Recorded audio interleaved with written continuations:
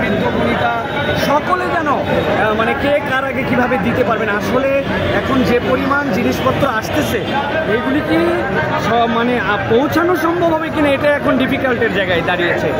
এর আগে মানুষের কাছে চাইতে হয়েছে, হয়তো এখন বলতে হবে যে আপনারা এনাফ হয়ে গেছে, আপনারা বন্ধ করেন।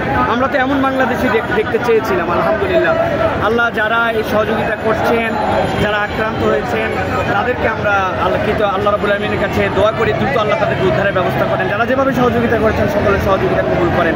আপনারা সুন্নাহ ফাউন্ডেশনের কার্যক্রমের কথা জানেন, যেখানে ইতিমধ্যে 8,000 মেট্রিক টন, প্রায় 800 মেট্রিক টনের মতো সেখানে ত্রাণ সংগ্রহ করা হয়েছে এবং প্যাকেজিংয়ের কাজ চলছে, ইতিমধ্যে পৌঁছায় গেছে। আজকে এই জায়গাতেও আমরা নৈতিক সমর্থনের জন্য এসেছিলাম যে আলহামদুলিল্লাহ এখানে আমাদের ভাইয়েরা যে পরিমাণ এফোর্ট দিচ্ছেন আল্লাহ রাব্বুল আলামিন যেন তাদেরকে কবুল করেন, আল্লাহ যেন তাদের এই মেহনতকে কবুল করেন। তো আজকে আর কথা নয়, আজকে এখানে আবেগ আপ্লুত হয়ে একটা বার্তাই কেবল দিতে চাই, আমরা দেশকে ওন করতে শিখি।